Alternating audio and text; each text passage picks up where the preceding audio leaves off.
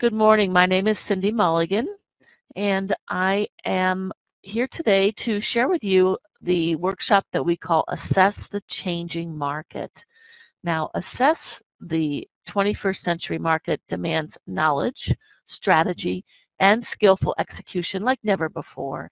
And much like the marathon runner who knows that it's not just the fastest person who wins the race, but the smartest, you must be both smarter and faster now in a world where the forces of market change very quickly. And your attention, you just full attention if your career is to thrive. So if we think about the job market today, we see there are many challenges that are faced by employers and employees alike. Both have a much broader global focus. They're global employers and a global talent pool. The way that work is done has changed. The talent pool may be structured to include a large number of employees hired for work on a contract or a project that might fulfill a short-term need. There's very new collaborative technology that allow people to telework so that their choices on where they live are not dictated by the location of the organization. And this accelerated rate of change has seen the launch of entire new industries with different demands. So the result is a shift in how an individual prepares for their future. Understanding the demands and how to be successful in this new world of work is our focus today. Now, we also suggest that you learn more about this topic from the perspective of others. So take a look at that youtube.com and search on the future of work to see something a little different. Now, wouldn't it be great to learn now if your career path is in a growing or shrinking industry? Wouldn't it be great to learn and get a sense of the competition for similar jobs and consider if you need to retrain for a new job? Wouldn't it be great to know how and where to research salaries to ensure that you're paid what you're worth for your next job? There can often be geographic differences in salary, and so if you're considering moving elsewhere, you'll want to ensure that you ask for a salary that takes into account the local cost of living. If you are considering relocating, wouldn't it be great if doing the research could help you to identify the best place to go based on your lifestyle? Now, today we're going to examine how to test a recently created draft of your career plan to seek input on how realistic it is. Or we could be assisting you to start with a fresh page and create a plan that you had not considered before you began this research. Today's session was designed as the final of the 3 workshops in our career planning series, which includes the career planning workshop and the personal assessment workshop. If you have not attended those yet, please review the calendar and register for them or take the recorded versions. The content in those workshops is different from what we'll discuss today, and once you attend those, it will probably allow you to make more sense out of some of the discussion that we have today. But it's not critical for you to attend the other workshops first, and I'll be happy to answer any questions. Hopefully you already learned about the career decision model, you've completed the self-assessment, and you're ready to learn more about how to define the ideal job or the next opportunity. As we illustrate here, career planning and finding an ideal job, it's not a linear process, and you may cycle between the activities in each area as you put your plan together. So you might start out with some personal assessment, move to market assessment, maybe move to career planning, back to market assessment. So all of these are integrated, and obviously the ideal is that we're going to find your ideal job. So it's very commonplace to do that, and it's really essential to good planning. As you will recall from the other workshops that we offered, we have 3 primary needs that we need to consider in our career decision model. We need to think about our career and our work life, our geography and our lifestyle, and the finances. In the previous workshop, we worked with a gentleman named Richard as our case study. Richard had an offer to consider, and he built his career decision model as seen on this slide based on his current knowledge of his situation. But he realized he may not have all the facts, so he stepped back and began the personal assessment and the market assessment. So what is personal assessment?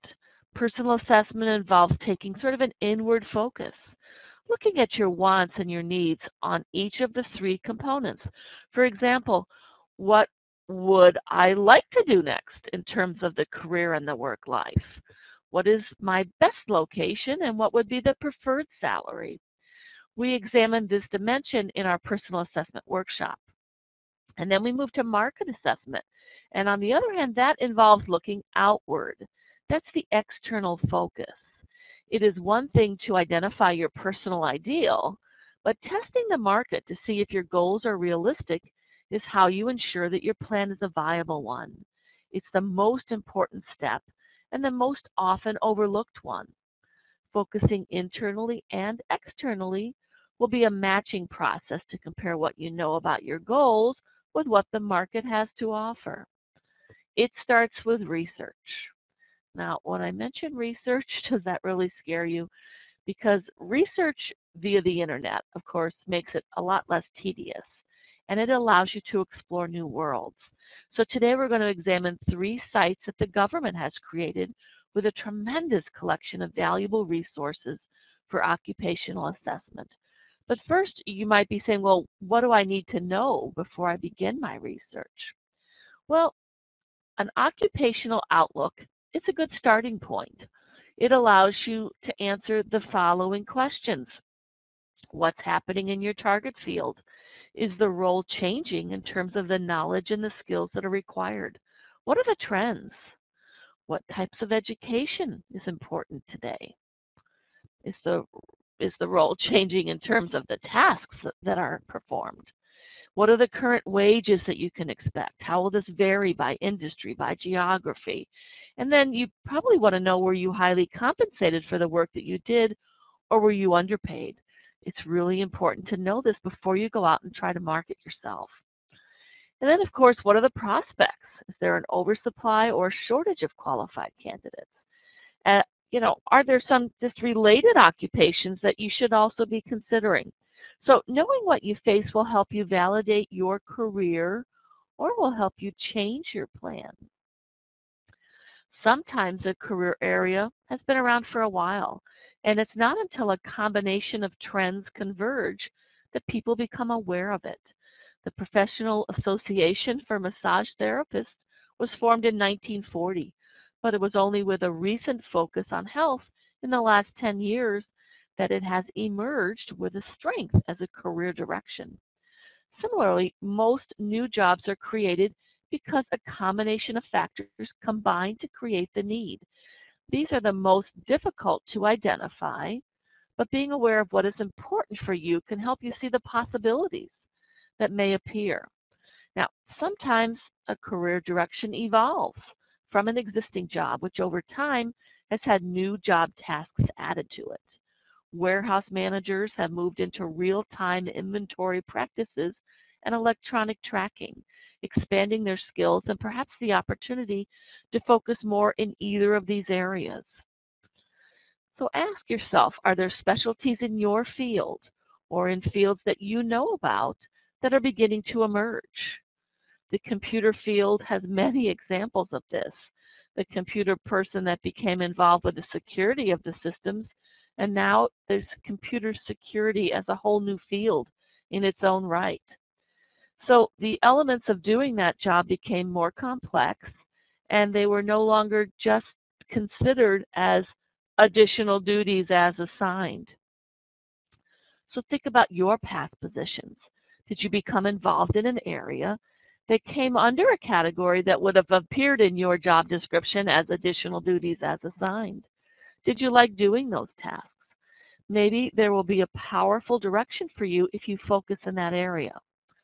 So, all things to consider, let's take a look at some of the government sites that are available to us to help us learn about this information and answer these questions.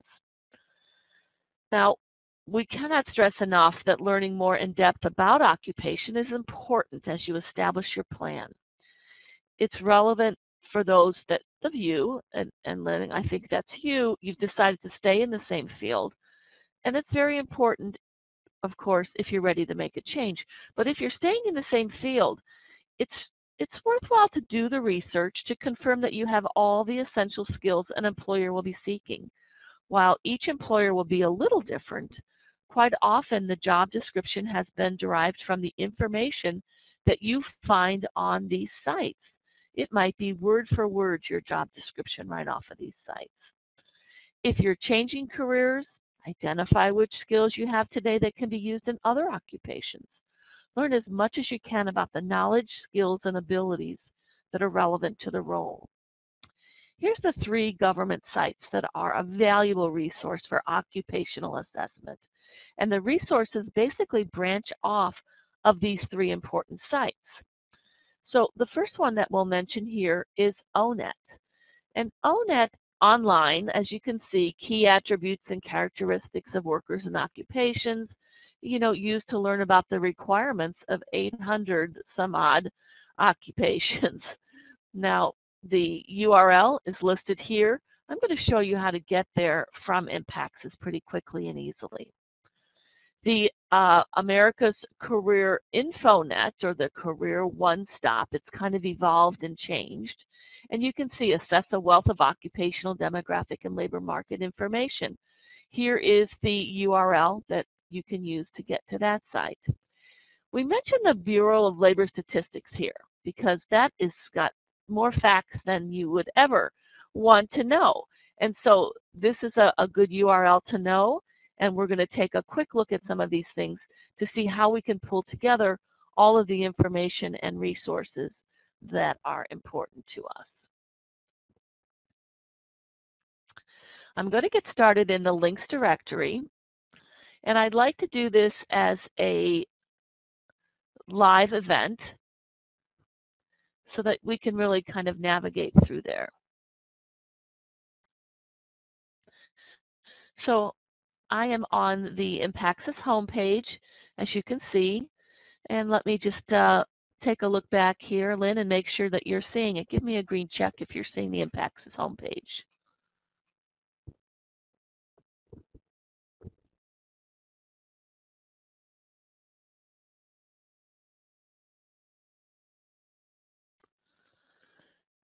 And Lynn, I'm just trying to double check, make sure you're seeing the IMPAXIS homepage.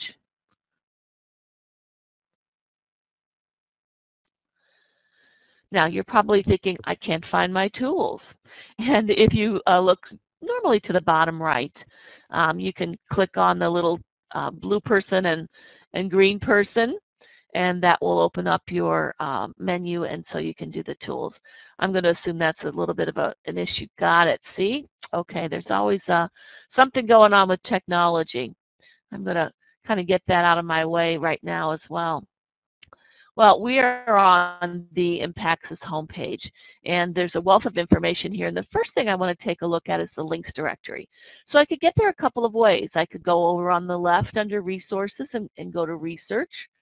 I can scroll down to the very bottom of the page, and I can get there by going right here to the links directory. Now, if you're not familiar with what the links directory is, you haven't taken a look at it, it's a collection of 2,500 websites that will offer you a quick and easy way to research topics of interest. You may want to add this to your favorites. And so you can go to bookmark and click on bookmark, and then once you've opened that, you can put add, bookmark this page, and you can see I've already got it here a couple of times. And I could actually take it away if I want to remove it as well. So easy to use your bookmarks. That way, every time you come to the site, it's easy for you to find the pages that you want to go back to. Now, it's divided into a couple of sections here. The section that we're taking a look at today, a couple of things. One is this Plan Your Career. And the Plan Your Career section has many different sort of subsections: personal assessment, occupational research, salary surveys. You know, occupational research is definitely where we're going today. Salary surveys is something else we're going to talk about. Very important for you to see that. Boy, telecommuting, all kinds of things in here. And once you simply click into any of these, what it does is it will open up sometimes a submenu. And so you click until you get to the actual links. So here I could go right to America's Career InfoNet by hovering and clicking right there. I'm actually going to take you there in a little bit different way so that we can get there easier. But I want to be sure you know how to do that. So the links directory is very robust. Even in the research area, we're going to talk about RSS feeds a little bit later on. You could learn more. But let's go back to the home page. I'm going to delve into the career topics here at the top under the Plan Your Career. So as soon as I hover, you see that a menu drops out, and I'm going to go to Assess the Market. That's my concern today. Now, if you haven't been in the career topics pages, they're pretty simple to navigate. We have some information in the center, and oftentimes you'll see a blue underline, and of course you can link to more information right off of that. Also on the right-hand side, we give you some recommendations. And in there, we might tell you about tools and topics and top websites. This is how I'll navigate to the websites that I mentioned a little bit earlier. Let's just go quickly to that Bureau of Labor Statistics. And I certainly don't want to spend here, but I want you to know that you can do any kind of occupational research here. Seems to be a moment to be loading here in case you're not seeing it yet. But you can see occupations, demographics, publications, industries, geography, you know, all kinds of things that you can see here. So if I click under subject area, see everything that you can take a look at. So if you like to research, this is the place for you. And, you know, all kinds of things to go through here, publication, economic releases. So this is the Bureau of Labor Statistics, as I mentioned, bls.gov. The next site I want to take you to is to the Occupational Outlook Handbook. Now, the Occupational Outlook Handbook is a brand new version, and they really have done some interesting things with it. So take a look at this and look at the many different ways that we have to navigate. We can actually select occupations by the median pay. So let's say we want to do that. We say, let's take a look at jobs that are anywhere between 55 and 75. And hit that go button, and we can start to see a list of those particular occupations. And right away, we can see on-the-job training, entry-level education, projected number of new jobs, things that are very important as we think about going forward. And if we want to know more about each one of these, we can easily link into it. Now, let's say you're not really sure that you want to search by salary level, and you can see that the system kind of caught up with us. So this is actually the median pay here. You can once again use the drop down, but I can also go back to the main page and just search on an occupation by putting something in this search box here. So if I want to do something very quickly, let's just say I'm going to take a look at software developer.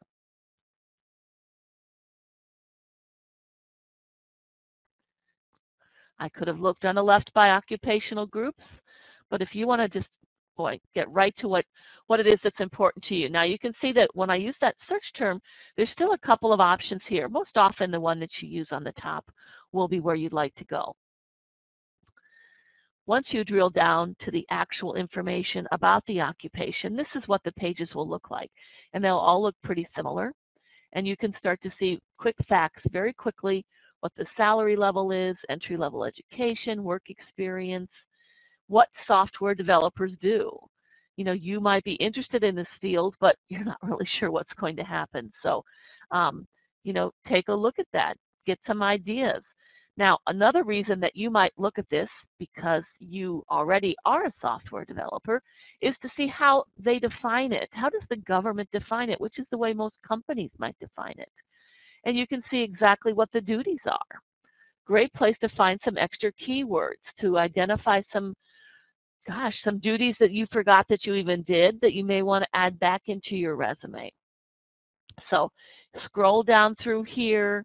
You can kind of see there's a little bit of a different if you're an application software versus a system software. I'm going to go back to the summary. And you can scroll down. Obviously, we're talking about salary today. We can take a look at the median wages. Okay. You can see the difference between software developers for system software. For applications, it's a little different. And the, all the information, obviously, you can save this page. I'm going to go back just to the summary one more time. So when we're trying to research our career decision model, one of the columns we have to fill in is salary. We can find that here. Another column is, what kind of the career work life. What is it that you like doing? Are these the things that you like doing? You can identify that. So I'm going to pause here just for a moment to make sure that I have no questions.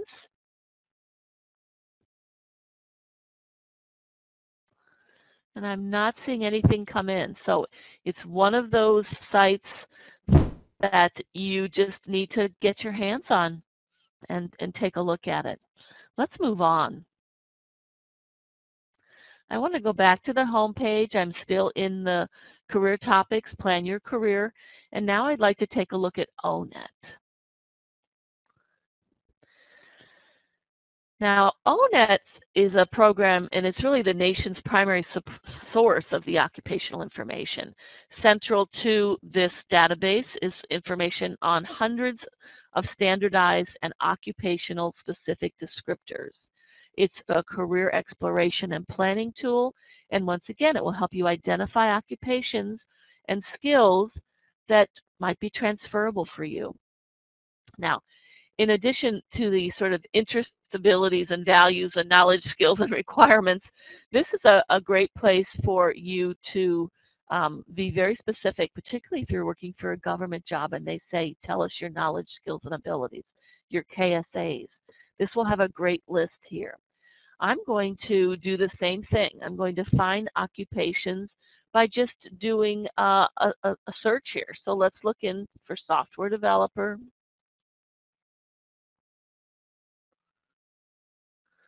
And here it is right away. One nice thing to see, there is a bright outlook. I can click on any one of these, but let's just go for the first one. Now the standardized page set up here is allowing you to sort of view, first of all, a description of the job and then different job titles. The different job titles, of course, are very important as a keyword search for you when you're looking through a job database to find a job, as well as to integrate onto your resume as a key, so it'll pick up on a keyword search. But one of the interesting things right away is the tasks. And here are the tasks. So lots of keywords integrated within those tasks as well. The tools and technologies that are being used. Now here we get down to the knowledge, skills, and ability. So as the government is defining some of those federal jobs, looking for knowledge, skill, and ability, you've got a head start right here on what they're looking for. I'm going to kind of scroll through here quickly, and we'll see that we have the education level, your interest. Once you take the personal assessment workshop and identify your 3-letter Holland code, you'll understand what this interest code is that we see right here. And you can search the ONET database by interest. So if you are an ICR, what occupations would you be most likely involved with? So many different ways to make this investigation kind of fun. Now here's another way to see related occupations, and I could link to any one of those. And then we see the wages and employment trends. So once again, here it's the median wages from 2011 and the growth, and it's sending us to select a particular location, a state. We could select a state here, and it's going to direct us to the Career One Stop. I'm going to take you there to show you the information, but this would be another way for you to link to it. I like to get to the bottom of the page because the sources of additional information can be very valuable for you as well. So here's some professional associations, some societies. You can always link in, learn more about what's happening in the industry, and perhaps join an organization or search for keywords or just to kind of see what's going on in the news, because that's a great way for you to build your network and to learn more about it and understand, is this the place for you? Is this the next career that you're looking for? So let's go ahead and close that down and go into our last link here, and that is the America's Career InfoNet. As I mentioned earlier, it's kind of evolved. I like to go through the link here because it takes me right to the page that shows me the occupational research. If you go to the Career One Stop, once again, all kinds of information. But on this page, there's a couple of things I'd like to point out to you.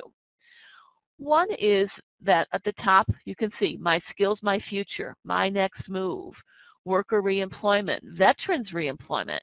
Now, that's a pretty new site, and it's got a good amount of information. So anything that you can link to all of these pages is pretty valuable as well, and that veterans reemployment. The other thing I wanted to kind of point out on this page is under this career tools. Now, under career tools, there is a link here to the employability checkup. Kind of a worthwhile exercise for people. Just link in there, answer some questions. I think that you'll find that pretty interesting. You'll see that we have some major categories on the left. You know, if you're thinking of changing industries and you need to know more about industry information, you can start here. You can also go off the Bureau of Labor Statistics and get to occupational information, and you can go off the occupational handbook and get to occupational, to industry information. So many different ways to research that as well. I'm interested today in really taking some getting more information, I should say, about the labor market. That's really what we wanted to search today. So I'm going to go ahead and link into the labor market info here on the right.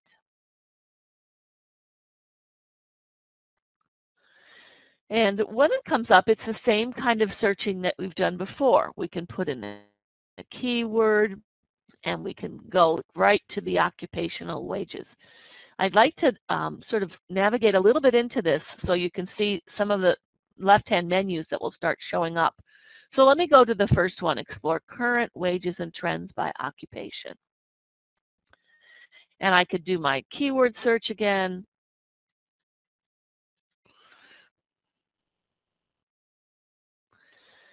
And when that comes up, it will often then ask, it will ask after we select this, is where are you located? Because sometimes when you're doing occupational information, you've already got a location in mind. Other times you're thinking of relocating, and so you'd sort of like to know what's happening with this particular occupation in this state. I've selected Florida, and I'm just going to scroll down and show you a couple of things that have shown up here. First of all, this site has a lot of great career videos. Industry videos, career videos, you can link to them from the home page, and that's just another way for you to do some research. I also want to show you what's popped up here on the left. The occupational information has opened up to a menu that is just a lot of in-depth information. The fastest growing, the most openings, the largest employment, declining employment, highest paid. Compare local wages. So if you really want to know what your salary request should be in a local area, that's what we would need to do.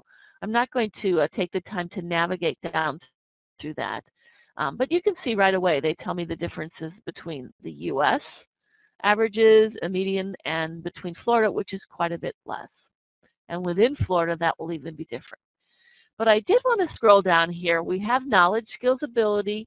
Once again, the information that we had off of ONET. And we have tasks and activities. So this is a little more detailed than ONET, the tasks and activities. This detailed work activities is just a sort of a great source for you to really understand what the occupation is like, as well as, of course, find some keywords. So we could spend, boy, just hours and hours on any one of these sites, and we can navigate between them. And I'm going to encourage you to do that because it's the best way for you to put your plan together is to understand the market and be able to answer all those questions that we talked about.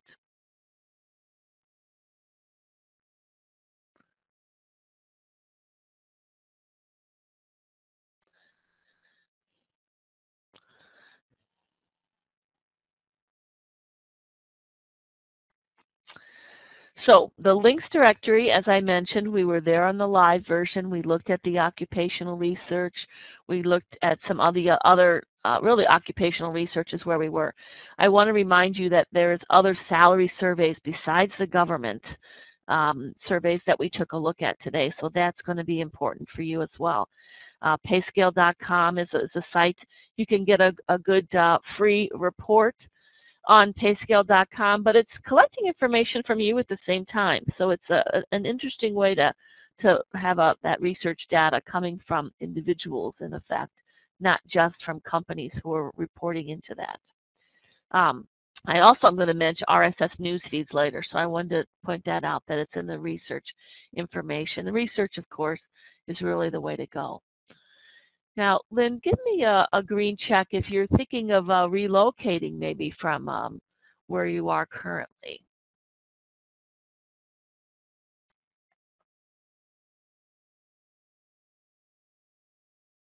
No. Okay. So these sites aren't going to be that valuable for you, but it may be a great way for you to sort of confirm what's going on in your area. The cost of living research is an important step, obviously, for anyone who's thinking of moving. And we pulled together a couple of different sites here. Here's relocationessentials.com, homefair.com, cityrating.com. So take some time to do a little research here.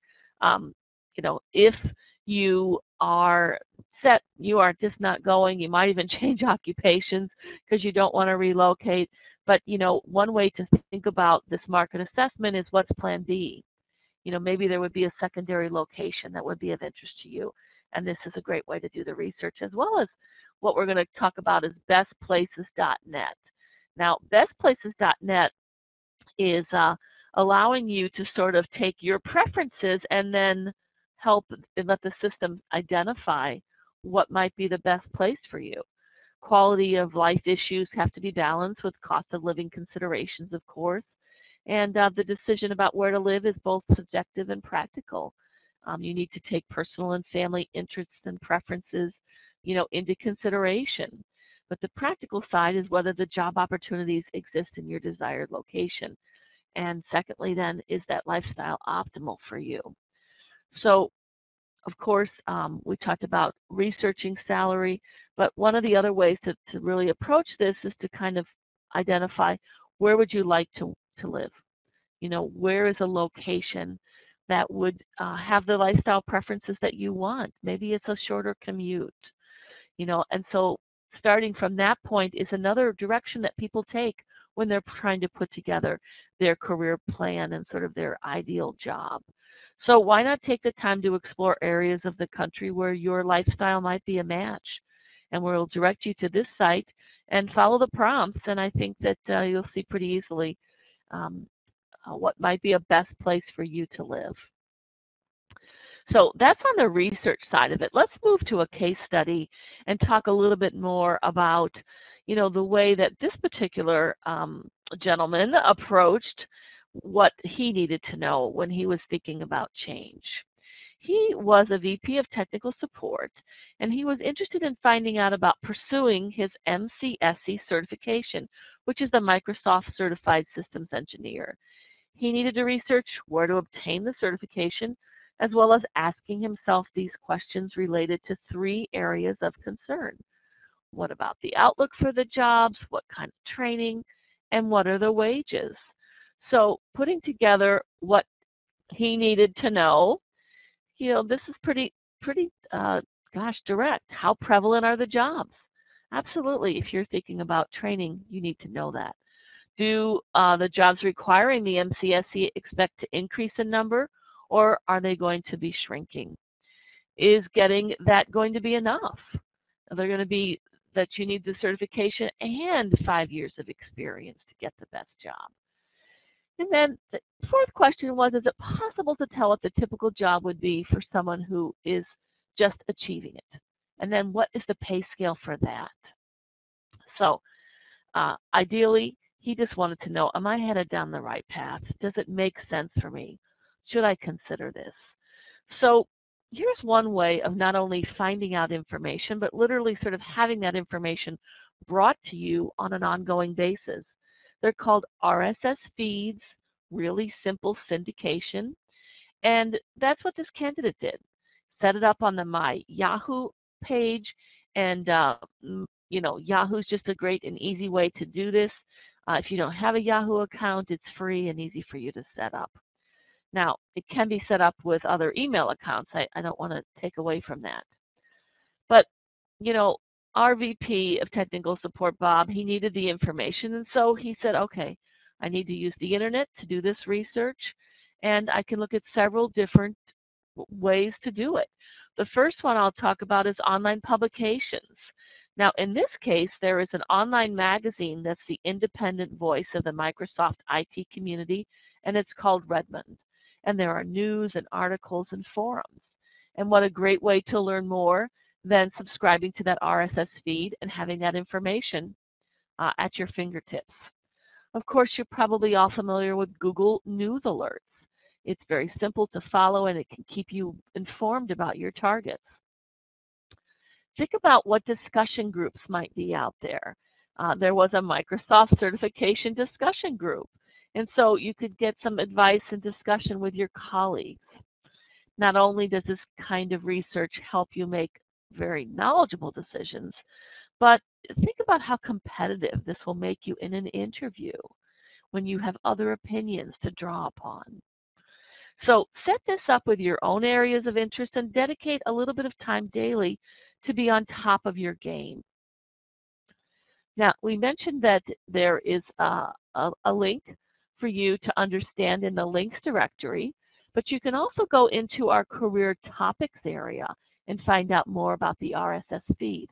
So under the career topics called Conduct the Research, hover and you'll see RSS feeds. It'll bring you to this page. And on the right-hand side, of course, once again, there's some websites to tell you more about it. And this is a great way for you to link to additional information. Now, I am just going to assume that if you haven't heard about LinkedIn yet, you will hear about LinkedIn. It's so important to your search and to your research and to this entire process. But the research that we do on the internet, boy, we can just never underestimate the value of actually talking to people who have the experience as well. And we did a LinkedIn people search to bring up those professionals that have the MCSE certification or have it as a search term.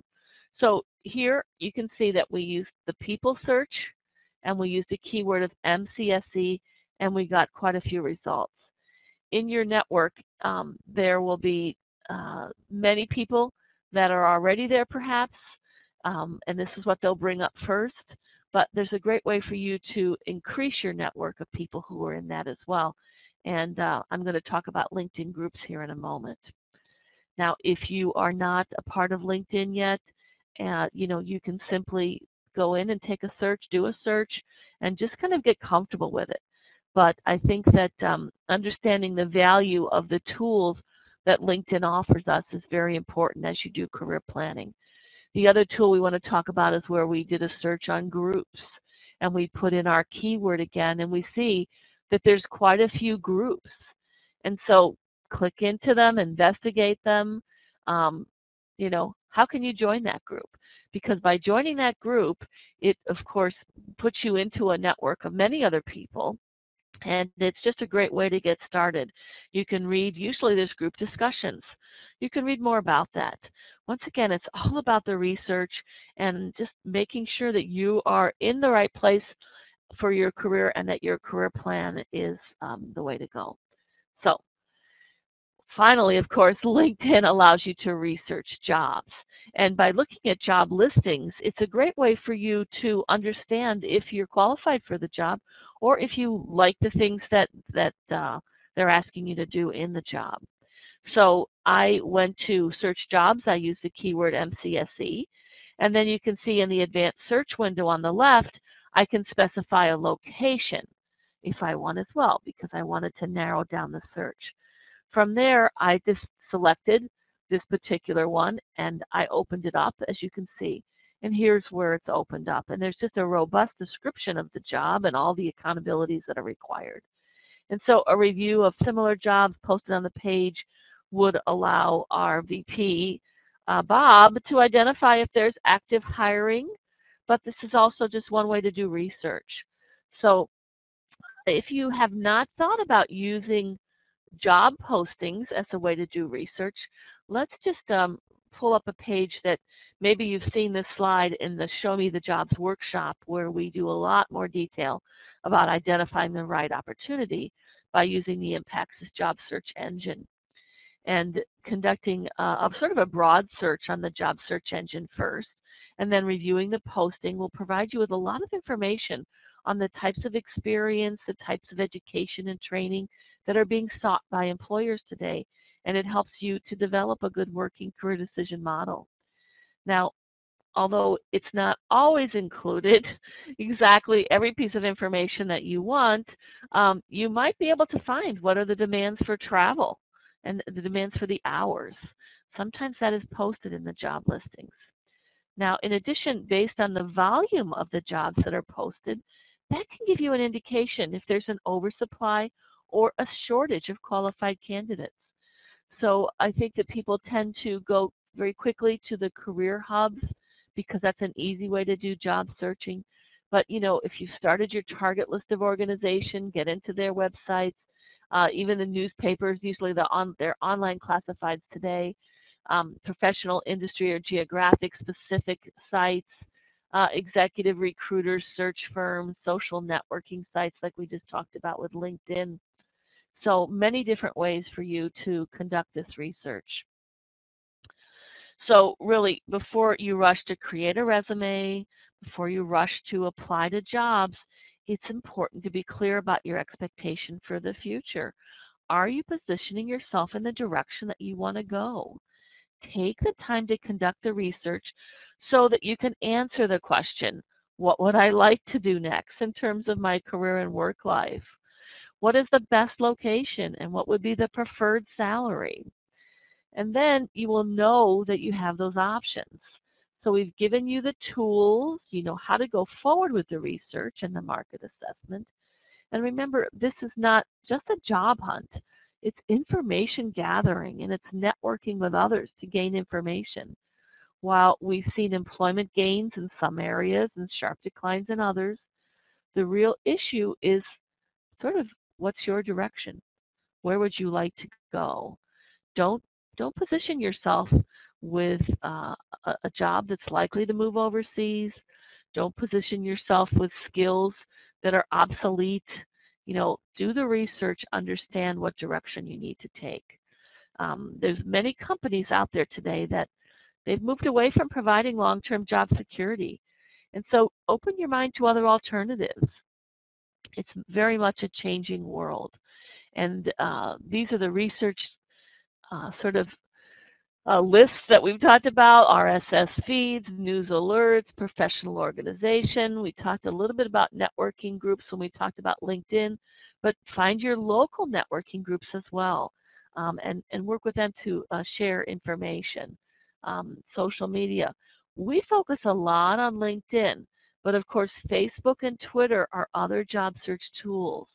And I'm going to point you to our workshops on those to learn more about it. If you haven't thought about going to your alumni page, take a look at that. You might be surprised at the wealth of information that's there, and there might be somebody from your alumni who's doing exactly what you would like to be doing, and you can get in touch with them and get some more information. Online journals, online magazines, job posting boards, blogs, webcasts, podcasts. It's all there for you. So as we sort of wrap up this series of workshops, we hope that you realize that career decision and decision-making models can steer you in the right direction. They offer a simple but powerful process that will focus you on building a strategic plan that will help you throughout your campaign. Your personal career decision model, it's meant to be dynamic. You may well change your original plan as you start to network and explore new options. And as you start to learn more about your options for both internal or external employment, for self-employment, or for retirement. Changes may occur as you sort of pin down the compensation or your income requirements and your local preferences. In fact, it's certain that there will be some degree of change. And that should occur just kind of as a natural consequence of information gathering. So as your goals develop and your personal career decision model, revise it correspondingly to sort of reflect those changes. And then date and save each version of your personal career decision model because the comparisons can be very revealing. Now, many candidates have told us that they found that this process improves the quality of the decisions that they make. So remember to download all the career planning documents from the library, and we wish you the best of luck.